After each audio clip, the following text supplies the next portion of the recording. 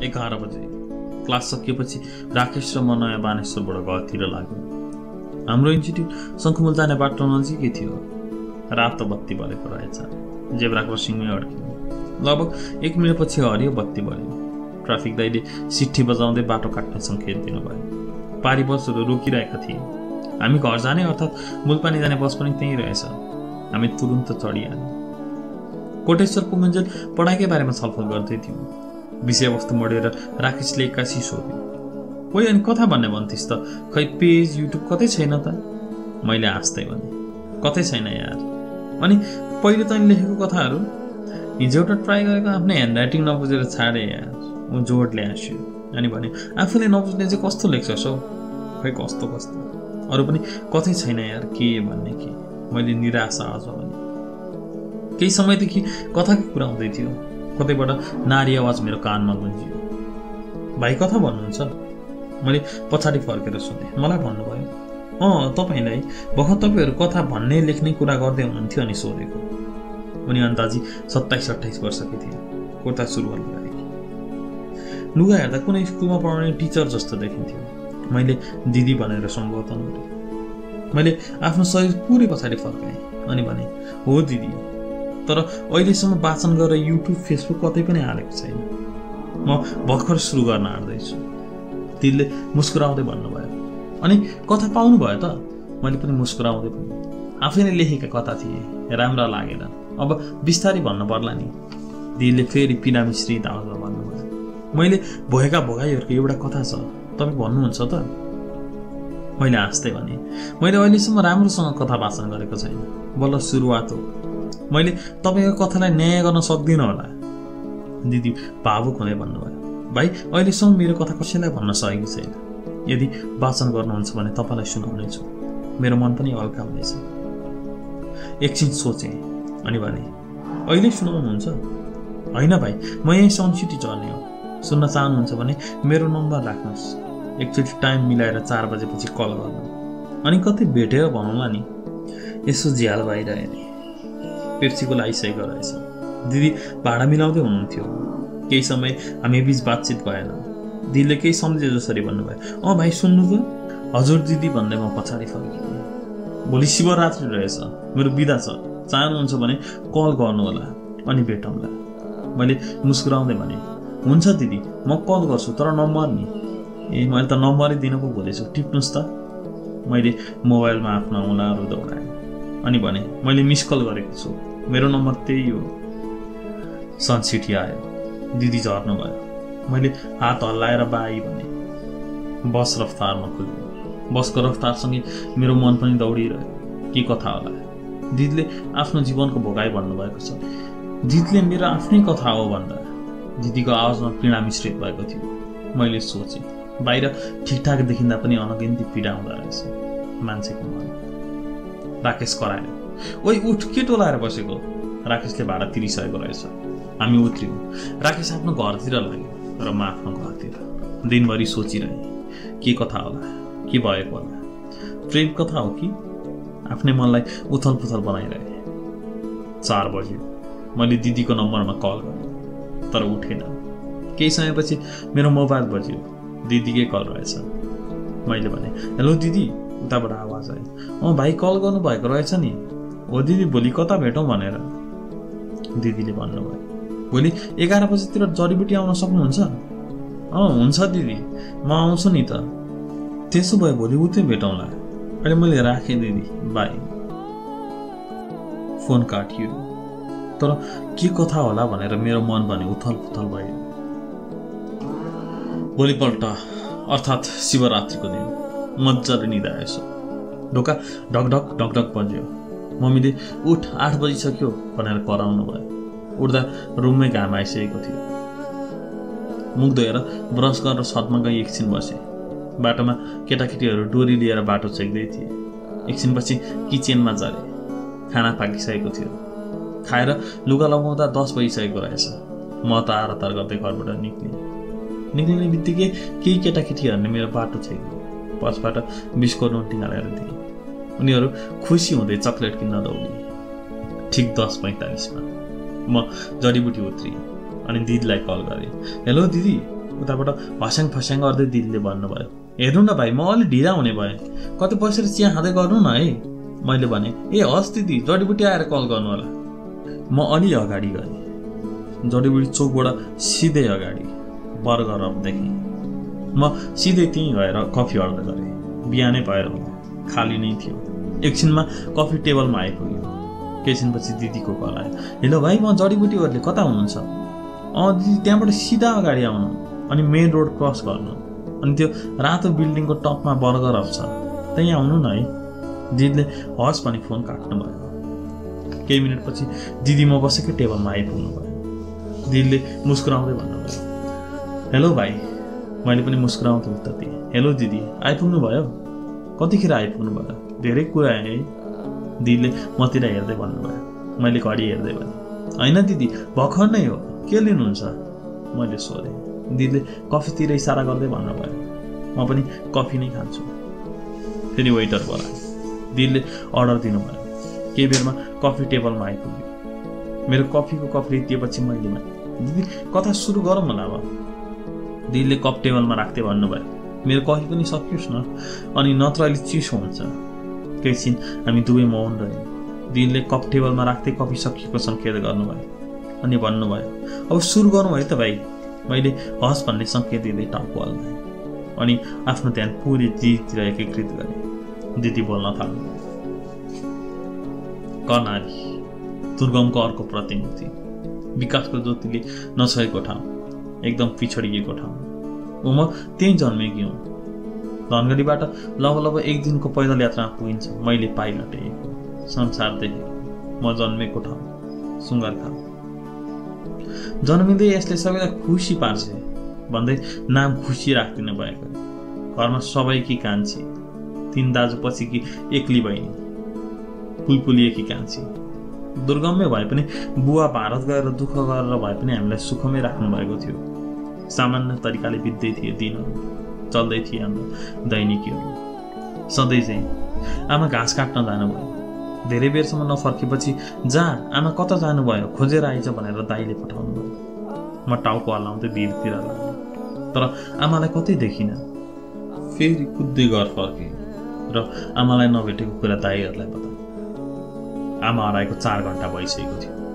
गाउँभरि हल्ला फैलिसकेको थियो, तर अझै पनि आमा भेटिनु भएन। केही बेरमा आमा भित्रबाट लडेर अचेत अवस्थामा भेटिएको खबर आयो। 2 दाइहरू आमालाई खोज्न जानुभएको थियो। कान्छो दाइ र म भने घरमै थियौँ। खबर सुन्ने बित्तिकै हामी पनि भिडतिर कुदिहाल्यौँ। त्यहाँ पुग्दा आमालाई अस्पताल लैजाने तयारी हुँदै थियो। केही क्षणमा नजिकको प्राथमिक अस्पताल पुग्यो। सुनचाल थियो अस्पताल परिसर। अलि नजिक गएर हेर्दा त ताला पो झुन्डाएको थियो। डाक्टर नजिकै बस्थे। उनको डेरामा गएर हेरेँ, त्यहाँ पनि ताला झुन्डिएको थियो। केही क्षणमा जानकारी पाएँ, उनी त सहर गएका रहेछन्। सिरान गरे काकाले भन्नुभयो, हात खुट्टा भाँचिएको छ, ढाडमा पनि दखल छ, बरु वैद्य बोलाएर काम्रो लगाऊ, अस्पतालको बाटो हेरेर हुँदैन। सबैले सहमति जनाए। वैद्य बोलाइयो अनि काम्रो लगाइयो। काम्रो लगाइएको केही घन्टामा आमाको होस आयो। दाइहरूले बालाई पनि खबर गरिसक्नु भएछ। बा आमा लडेको 7औं दिनमा आइपुग्नु भयो। बाको अनुहारमा पनि पीडा स्पष्ट रूपमा देखिन्थ्यो। आमाको टाउको मुसार्दै दाइहरूतिर फर्किँदै भन्नुभयो, यत्र लाठे छोरा भएर पनि आमालाई अस्पताल पुर्याउन सकेनौ? माथिको अस्पताल बन्द रहेछ, जेठो दाइ बोल्नुभयो। बाले जेठो दाइतिर फर्किँदै भन्नुभयो, भोलि नै आमालाई धनगढी लग्नुपर्छ, तिमीहरू तयारी गर। भोलि बिहानै बा र दाजुहरू आमालाई बोकेर धनगढी लिएर जानुभयो। कान्छो दाइ र म घरमै बस्यौँ। आमा घरमा नभएपछि म सबै काम गर्थेँ अनि स्कुल जान्थेँ र फर्केर पनि घरका सबै काम गर्थेँ। कान्छो दाइ धेरै काम गर्दैन थियो। आमाहरू हिँड्नु भएको 10 दिनमा आइपुग्नु भयो। आमा सामान्य हिँडुल गर्न सक्ने भएर आउनु भएको थियो। डाक्टरले गरुङको काम गर्नुहुन्न भनेर भनेको छ भन्नुहुन्थ्यो। बेलुकी खाना खाने बेला बाले आमातिर फर्किँदै भन्नुभयो, अब म भारत जान्न, हुर्केका छोराछोरी अब आफ्नै बाटो लाग्छ, यतै खेतीपाती गरौँला, खानालाई त पुग्ला नि। आमाले पनि सुनिरहनु भएको थियो र हुन्छ भन्ने इसारामा टाउको हल्लाउनु भयो। समय बितेको त पत्तै भएन। म त कक्षा 8मा पढ्ने भइसकेको छु। दुवै माइलो र जेठो दाइको विवाह भइसकेको थियो।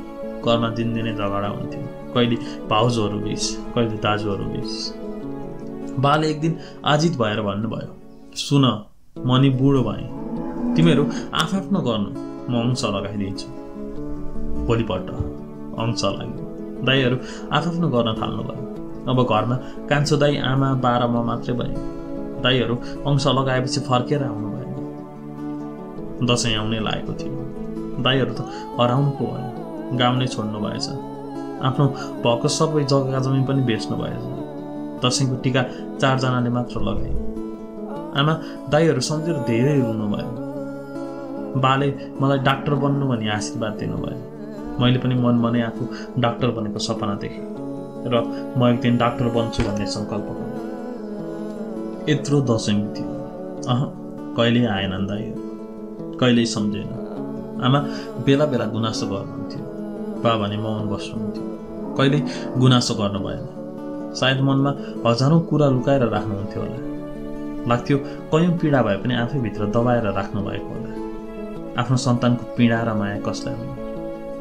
दसैँ आयो, तिहार आयो, चाडपर्व आए, तर आएनन् दाई। सानो दाईको व्यवहार पनि बदलिँदै गयो। एक दिन बाले गर्जिँदै भन्नुभयो, केही पाइनस् र खाएको कता? म बाहिर थिएँ, हतार हतार भित्र गएँ। दाई घोप्टो परेर बसिरहेको थियो। कुरा बुझ्दै जाँदा चुरोट खाँदै गरेको भेट्नु भएछ। केही गाली गरेपछि बाबु कुन्नुभयो। छोरा बुहारी पनि अहिलेसम्म फर्केन। अब मेरो आश भनेका तिमीहरू हो। बा त रुन पो थाल्नुभयो। आमाका पनि आँसु थामिएन। मैले पनि आँसु थाम्नै सकिनँ। दाई भने घोप्टो परेर बसिरहेको थियो। चुरुक्क उठ्यो र खाटमा गएर सुत्यो। आमाले खाना खान बोलाउँदा पनि उठेन, खान्न भनेर बसिरह्यो। यही वर्ष म एसएलसी दिँदैछु। सुरुबाटै राम्रोसँग पढ्न थालेँ। पहिलो परीक्षामै पहिलो भएँ। बा खुसी हुनुभयो। अब सबैलाई जित्नुपर्छ भन्नुभयो। सधैँ हौसला दिनुभयो। म मेरा बा आमालाई खुसी बन्नको लागि मेहनत गरिरहेँ। एसएलसीको सेन्टर गाउँभन्दा अलिक पर थियो। उतै गएर बसेर राम्रोसँग पढेँ, राम्रोसँग दिएँ एसएलसी। परीक्षा सकिएपछि बा आमालाई खेतमा सघाएँ। आमा त त्यति काम गर्न सक्नुहुन्न थियो। आमाको साटो मै काम गर्थेँ बारीमा। एक दिन बा र म खेतबाट फर्किँदै थियौँ। परैबाट आँगनमा उभिरहेका मान्छे देख्यौँ। नजिकै गएर हेर्दा चिने सानो दाई रहेछ र साथमा एकजना केटी मान्छे। बाले आश्चर्य हुँदै भन्नुभयो, को लिएर आइसे तैँले? घोप्टो मुन्टो लगाउँदै सानो दाईले भन्यो, धनगढीबाट बगाएर ल्याएको। बा केही बोल्नु भएन, सरक्क भित्र जानुभयो। म र आमा पनि बा पछि लाग्यौँ। भित्र गएर बाले अक्षता बनाउनु भन्नुभयो। आमा केही भन्दै हुनुहुन्थ्यो। बाले कुरा काट्दै भन्नुभयो, जे नहुनु भइसक्यो, अर्काकी छोरी ल्याइसकेको छ, अब हुँदै केही सुध्रिन्छ कि बिहे गरेर? बाले मलिन अझ भन्नुभयो। त्यसपछि केही बातचित भएन। कान्छी भाउजू भित्र आइयो। केही दिन त सानो दाई घरबाटै निक्लेन। तर फेरि पहिलाकै क्रियाकलापहरू दोहोऱ्याउन थाल्यो। कहिले रक्सी, कहिले चुरोट, कहिले गाँजा, यस्तै खाएर आउँथ्यो घरमा। मलाई भाउजूको माया लाग्यो। भाउजूले सबैलाई राम्रो गर्नुहुन्थ्यो। भाउजूदेखि सबै खुसी पनि थिए। एक दिन भाउजू मसँग नराम्रोसँग रुनु भयो, गुनासो गर्नुभयो, पीडा पोख्नु भयो। मेरो मनै खल्लो भयो। केही महिनापछि एसएलसीको रिजल्ट आयो। 85.25% ल्याएर मैले कर्णाली टप गरेछु। बा सबैभन्दा हर्षित हुनुभयो। सबैले खुसी मनाए। कहिले मसँग बोल्न नचाहने सानो दाईले पनि बधाई दियो। मन फुरुङ्ग भयो। सबैतिरबाट बधाईको ओइरो आयो। परिवारमा पनि धेरै खुसी छ। अर्को हप्ता एका बिहानै विद्यालयका प्रधानाध्यापक मेरो घरमा आउनुभयो। कर्णाली मोडल कलेजले मलाई होस्टलसहित निःशुल्क जे पढाइ पनि पढाइदिने कुरा बताउनु भयो। सबैजना खुसी भयो। बाले पनि सहमत जनाउनु भयो। सरले पनि अझै राम्रोसँग पढ्नु, अब म अहिले लाग्छु भन्दै बिदा हुनुभयो। केही महिनापछि म धनगढी गएर पढ्न थालेँ। मेरो पढाइ सुरु भयो। मैले मेहनत गरेर पढेँ। बिदाको बेला पनि खासै घर जान्नथेँ। +2मा विज्ञान विषय लिएर 75% ल्याएँ र मैले केएमसी कलेज टप गरेँ। केएमसी कलेजले मलाई निःशुल्क खाना बस्नुसहित काठमाडौँको नेम इन्स्टिट्युटमा MBBS तयारी गर्ने अवसर दिएको थियो। त्यहाँ पनि मेहनत गरेर पढेँ। केही महिनापछि नतिजा प्रकाशित भयो। म त भिडमै बिलाएछु। निःशुल्क पढ्ने सपना चकनाचुर भयो। मलाई होस्टेल फी सहित 11 लाख लाग्ने भयो मेरा सपना पूरा गर्नको लागि र म डाक्टर बन्नको लागि। केही दिनपछि म घर पुग्दा कान्छो दाइको छोरी भएकी रहेछ। दाइ पनि अलि सुध्रिएछ। मलेसियाको भिजा लागेको रहेछ। बालाई 11 लाख लाग्छ भन्दा घरबारी बेचेर पनि यत्रो पैसा आउँदैन, कसरी पढाउनु भन्दै आँखाभरि आँसु बनाउनु भयो। सायद अब मेरो डाक्टर बन्ने सपनाहरू बिलाए जस्तो लाग्यो। केही दिनपछि एका बिहानै रमेश काका हाम्रो घरमा आए। बासँग केही कुरा गरे। मैले केही बुझिनँ। बेलुकी खाना खाने बेला बाले भन्नुभयो, रमेश काकाले चिनेका मान्छे छन् रे भारतमा।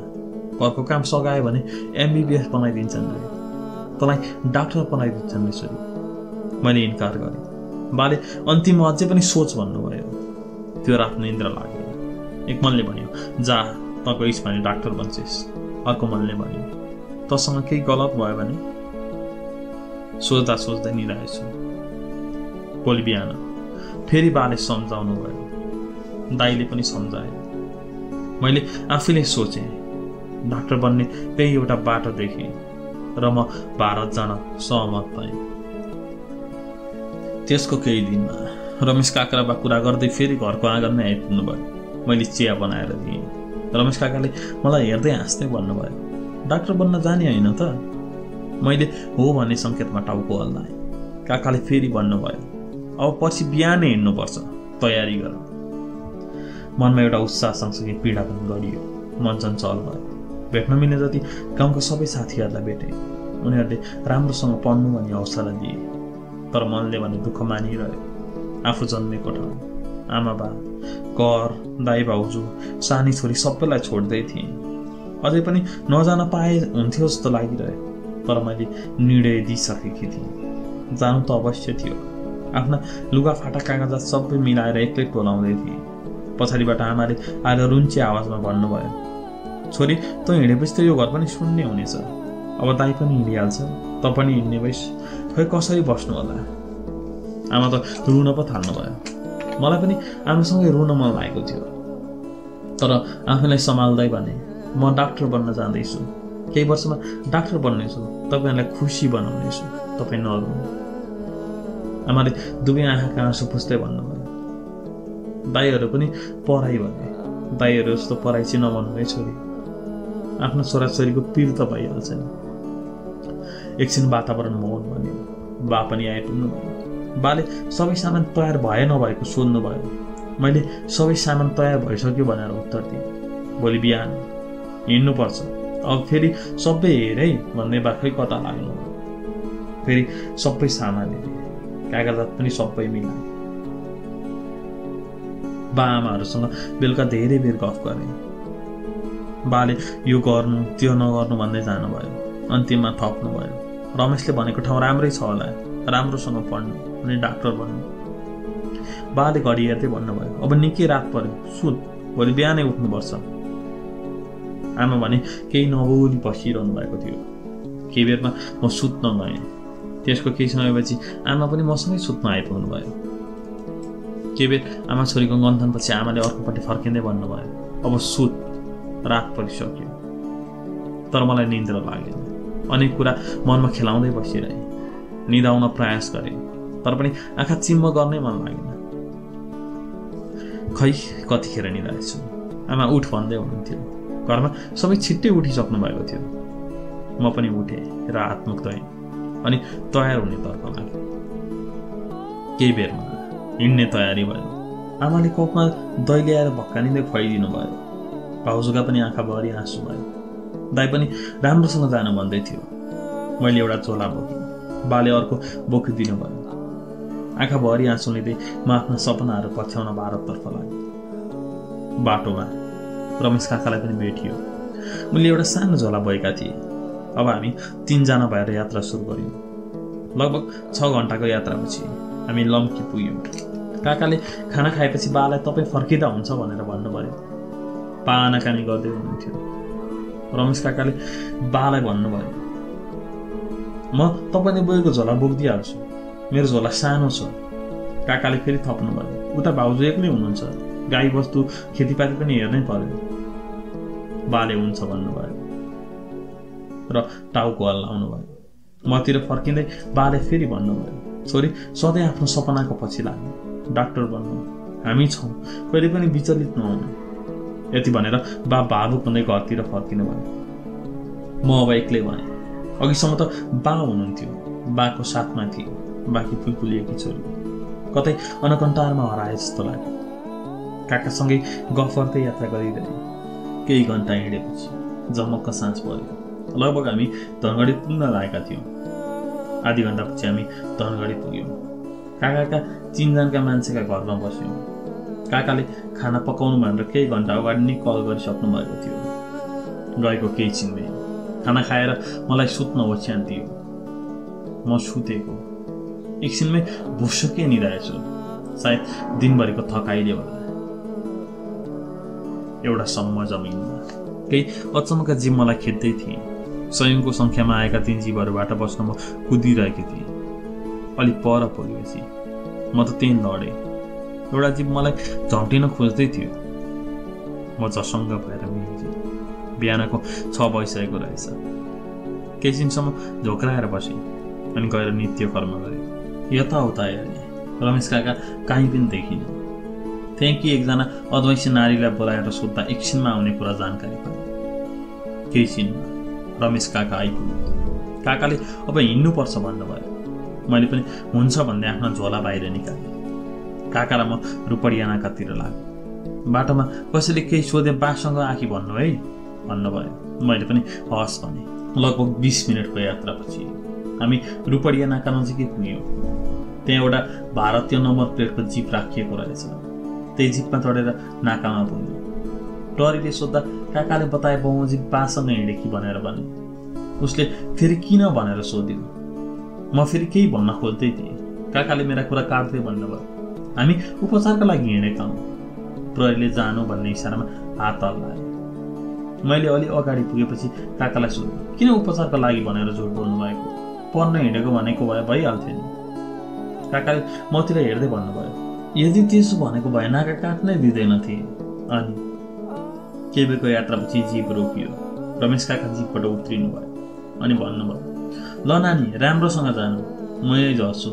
यो ड्राइभरले एउटा रेल चढाइदिन्छ, त्यसको अन्तिम स्टेसनमा जानु, त्यहाँ तिमीलाई लिन मान्छे आएको हुन्छ। एउटा मोबाइल दिँदै काकाले भन्नुभयो, यसमा भारतीय सिम छ र एउटा डायल गरिएको नम्बर छ, त्यसमै कल गर्नु। मैले हुन्छ भने। काका त्यहीँ अड्डिनु भयो अनि खल्तीबाट 1000 भारतीय रुपियाँ दिँदै भन्नुभयो, केही खान मन लाग्दा खानु। केही घन्टाको यात्रापछि जिप ट्रेन स्टेसनमा पुग्यो। ड्राइभरले सामान निकाल्नु भन्ने सङ्केत गर्यो। ऊ भने खै कता गयो। एकछिनमा मलाई टिकट ल्याएर आइपुग्यो र मलाई हातमा थमाइदियो अनि भन्यो, यो टिकट हो। म हिन्दी बुझ्थेँ तर फर्काउन आउँदैन थियो। केही बोलियो। केही समयको प्रतीक्षापछि ट्रेन आइपुग्यो। उसले लगेर मलाई ट्रेन चढायो र केही नभनिकन बाहिर। मेरो पहिलो रेलको यात्रा। मनमा उत्साह थियो। म कहिले पनि रेल चढेको थिएँ। किचनमा रेल हिँडियो। सानो झ्यालबाट मैले हावाको स्पर्श गर्न थालेँ। एकैछिनमा रात पर्यो। समोसा चिया व्यापारीहरू सलबलाउन थाले। मैले 2टा समोसा र एउटा चिया लिएर 30 रुपियाँ उसको हातमा थमाइदिएँ। रेलकै स्टेसनमा रोकिन्थ्यो। म भने कहिले अन्तिम स्टेसन आउला भनेर कुरिरहेँ। रात भर निदाउन सकिनँ। भोलि दिउँसा अन्तिम स्टेसन आयो। म ढोकाबाट ओर्किएँ अनि दिएको नम्बरमा कल गरेँ। मैले हेलो भने। ढोका अगाडि एउटा मान्छे हात हल्लाउँदै थियो। काकाले भनेको मान्छे उडिरहेछ। म उसकै पछि लागेँ। केही अगाडि गएर उसले टिकट काट्यो। फेरि मेरो अर्को यात्रा सुरु भयो। मैले इसारामै भोक लागेको छ भने उसले आलुचप पकौडा र चिया मगायो अनि पैसा तिर्यो। लगभग 1 दिन आदिको लामो यात्रापछि हामी ट्रेनबाट उत्रियौँ। मैले पसलका बोर्डहरूमा हेरेँ। न्यू दिल्ली लेखिएको थियो। वरिपरि ठुला ठुला बिल्डिङहरू थिए। मैले मनमा नै भने, यो सहरले मेरो डाक्टर बन्ने सपना पुरा गर्नेछ। एकछिनमा अटो आयो। उसले मलाई अटोमा बस्ने सङ्केत गर्यो। म बसेँ। अटो उइकियो। केही समयको यात्रापछि एउटा ठुलो गेट अगाडि अटो रोकियो। भित्रबाट गार्डले गेट खोल्यो र हामीलाई प्रवेश अनुमति दियो। हाम्रो आँगनभन्दा ठुलो फुलै फुलको बगैँचा, एउटा आलिसान 4 तले घर, पार्किङमा राखिएका केही गाडी। मनैमनले भने सायद अब मेरा सपनाहरू पुरा हुनेछन् र मैले भगवानसँग पनि प्रार्थना गरेँ यो घरका मान्छेले मलाई डाक्टर पढाउनु र म डाक्टर बन्नु। हामी घरको भित्री ढोकामा पुग्यौँ। भित्री ढोका पनि उक्लियो। भुइँ पुरै चिल्लो मार्बल र टायलले सजाइएको। वाल र सिलिङमा विभिन्न बत्तीहरू, भित्तामा झुन्डाइएका केही चित्रहरू। म त्यो देखेर दङ्ग परेँ। हामी हिँड्दा हिँड्दै एउटा ठुलो कोठामा पुग्यौँ। सोफामा गफ गर्दै केही मान्छेहरू बसिरहेका थिए। मसँगै आएको मान्छेले मुस्कुराउँदै सबैलाई नमस्कार गर्यो र मैले पनि ऊ सँगसँगै सबैलाई नमस्कार गरेँ। त्यहाँमध्ये मेरा बा जतिका उमेरका मान्छेले म बस्ने कोठा देखाइदिन भने। अलि धुस्रे फुस्रे लुगा लगाएकी एक अद्वैसी नारीले ऊ पछि लाग्ने सङ्केत दिइन्। म उसको पछि लागेँ अनि एउटा सानो कोठामा पुगेँ। आफ्नो सामान यही राख्नु भन्दै उनी त्यहाँबाट बाहिर निक्लिन्। कोठामा सामान राखेपछि म एकछिन टोलाएछु।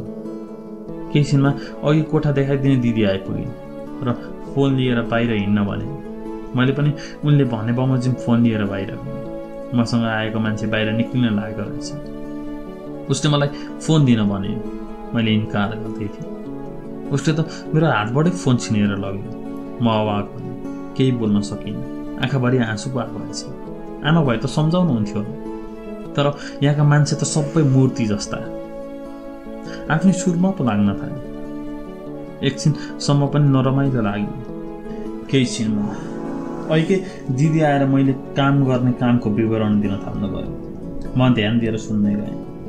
मैले गर्ने कामको विवरण निकै लामो थियो। दिदीले आज आराम गर्नु, भोलिदेखि चाहिँ काम गर्नु भन्नुभयो। म हिन्दीमा बोल्नुहुन्थ्यो।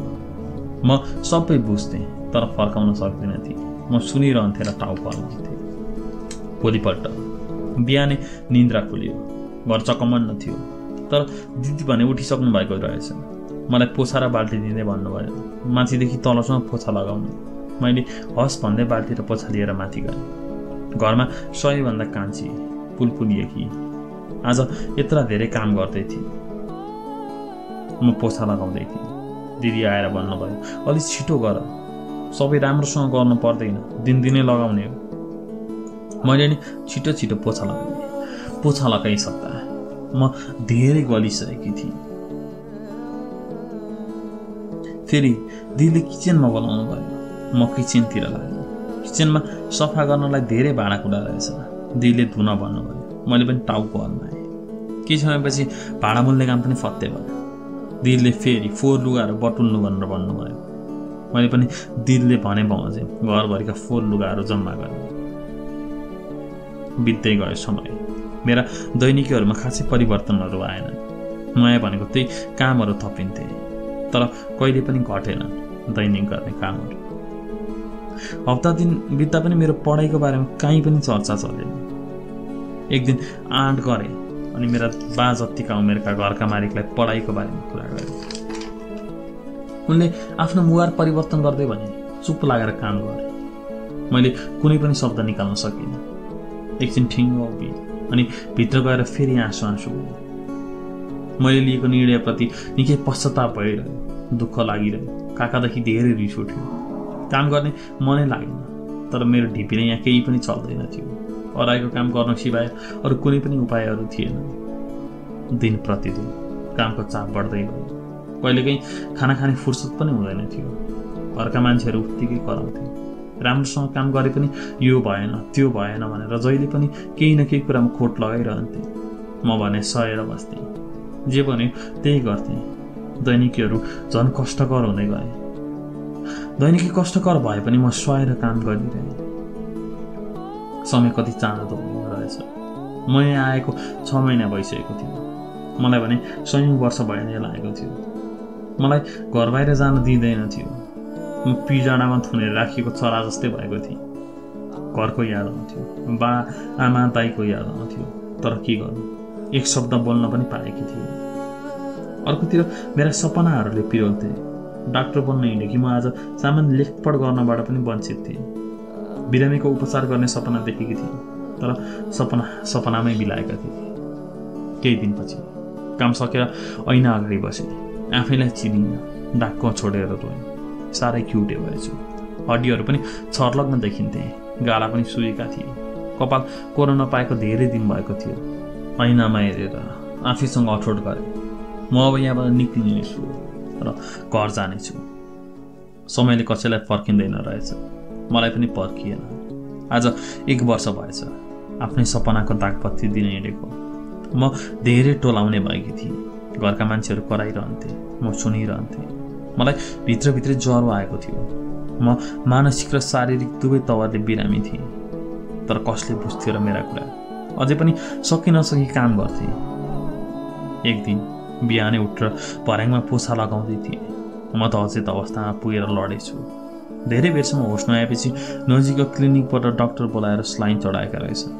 आँखा खोल्दा तिनी दिदी अगाडि देखेँ। दिदीले सम्झाउँदै भने, घरको पिर गर्यौ क्यारे, अब नगर, तिम्रो कर्म यस्तै रहेछ।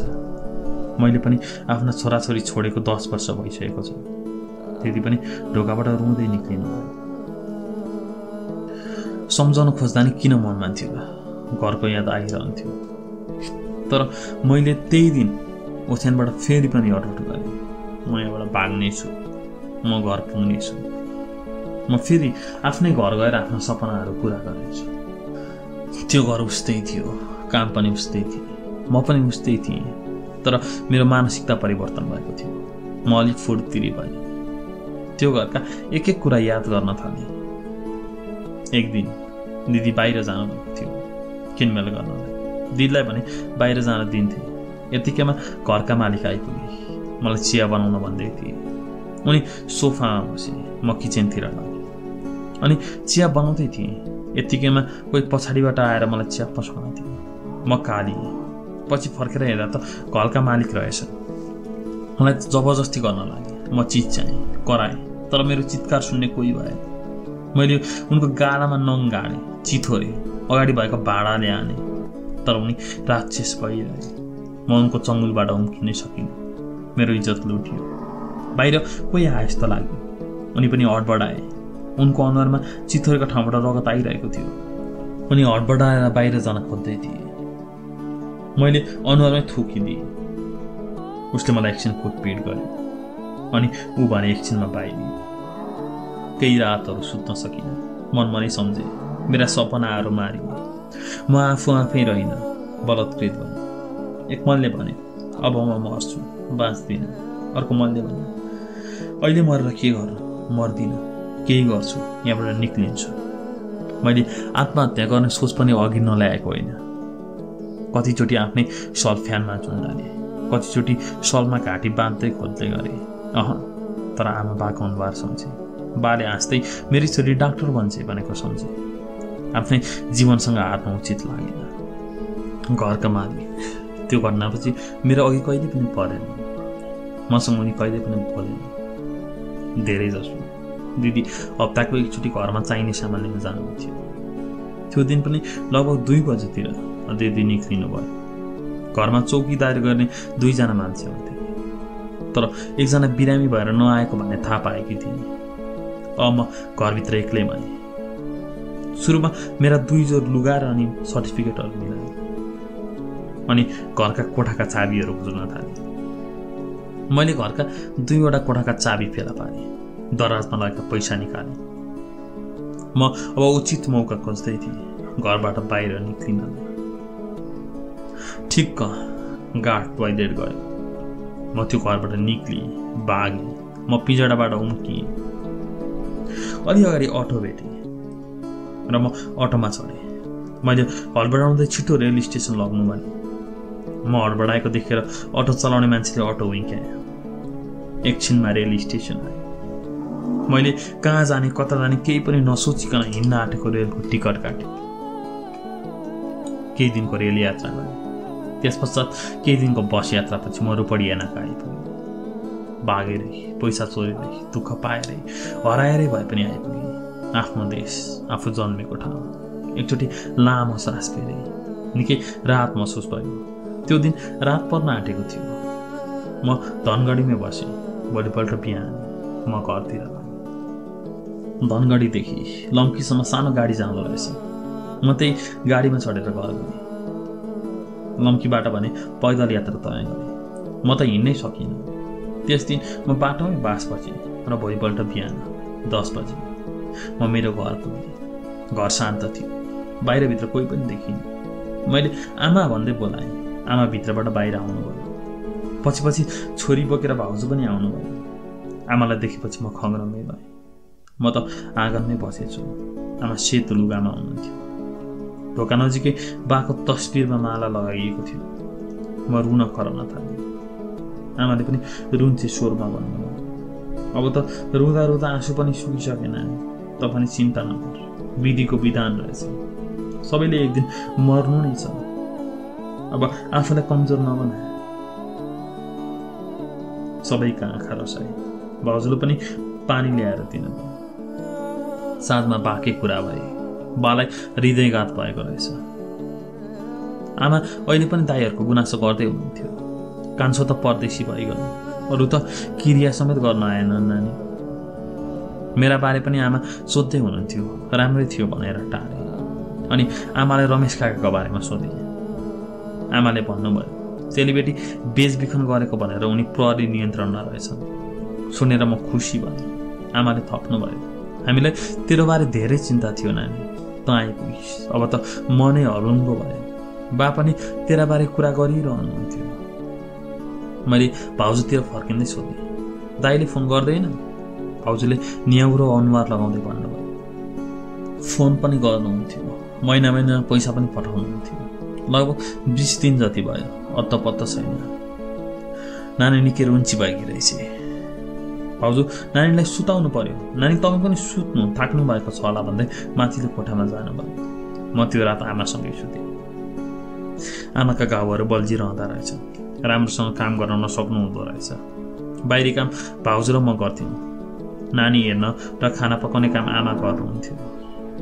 त्यही हप्तापछि बिहानै भाउजूको फोन बज्यो। भाउजू हो के भयो भन्दै हुनुहुन्थ्यो। भाउजूका आँखाभरि आँसु भए। भाउजू एक्कासी अचेत हुनुभयो। मैले फोन लिएँ। एक्कासी धरती नै भाँसिए जस्तो भयो। खबर गलत होस् भनेर कसैले भनिदियोस् जस्तो भयो।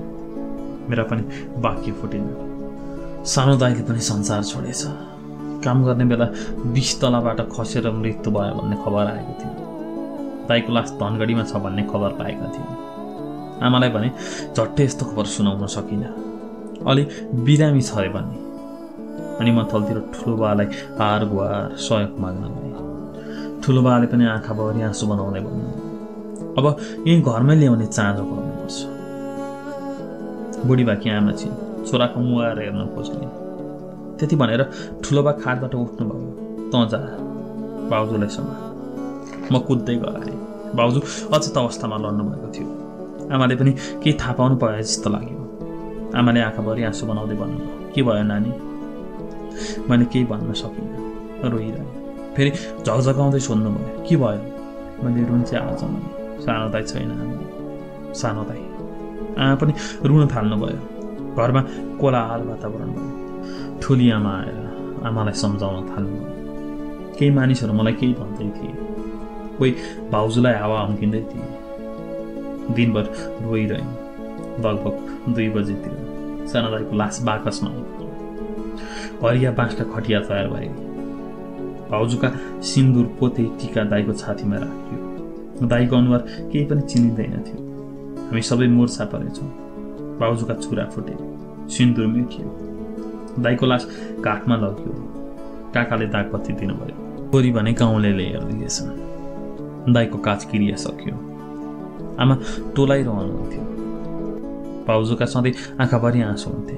म पनि अक्सर रोइरहन्थेँ। हाम्रो सहारा सानो दाइ बा कोही पनि हुन्थेन। बेसहारा भयौँ हामी। हाम्रो छत्र छाया नै उड्यो। कति निर्दयी हुँदा रहेछन् भगवान पनि। कति चाँडै समय बित्यो। 12 दाइको वर्ष दिनको काम सकिसकेको थियो। मरेर गए पनि बाँच्ने त खानै पर्थ्यो। हाम्रा पहिलेकै दैनिकहरू दोहोरिन थाले। आमा घरमा बस्ने र छोरी हेर्ने, दुईटी बाहिरी काम गर्ने। केही महिनापछि भाउजू हराउनु भयो। एका बिहानी उठाउन जाँदा ओछ्यानमा छोरी मात्रै थिए। भाउजूको धेरै खोजी गरियो। भाउजूका माइततिर पनि खोज खबर गरियो, कतै भेटेन। केही दिनपछि खबर आयो, भाउजू त नयाँ घर जम्मा व्यस्त हुनुहुन्छ अरे। अब घरमा आमा छोरी र म मात्रै भयो। आमालाई विभिन्न रोगले च्याप्दै गयो, सास फेर्न निकै गाह्रो भयो भन्नुहुन्थ्यो। मैले उपचार गर्न आमालाई धनगढी लिएर गएँ। डाक्टरले फोक्सोको क्यान्सरको शङ्का गर्नुभयो, नभन्दै आमालाई क्यान्सर भएको रहेछ। निकै गाह्रो छ अवस्था, सक्नुहुन्छ भने काठमाडौँ लगेर उपचार गर्नुहोस्। म हुन्छ डाक्टर भन्दै हस्पिटलबाट आमा र छोरीसँग बाहिर निक्लेँ। आमालाई घरमा पुगेपछि भने अब काठमाडौँ जानुपर्छ उपचारको लागि। आमाले भन्नुभयो, पैसा? मैले भने चिन्ता नगर्नुहोस्, म छु नि। भारतबाट फर्किँदा दराजबाट झिकेर ल्याएको पैसा अझै पनि मसँग सुरक्षित नै छ, धेरै खर्च भएको थिएन। छोरीलाई लिटो बनाएर खुवाएर सुताएँ।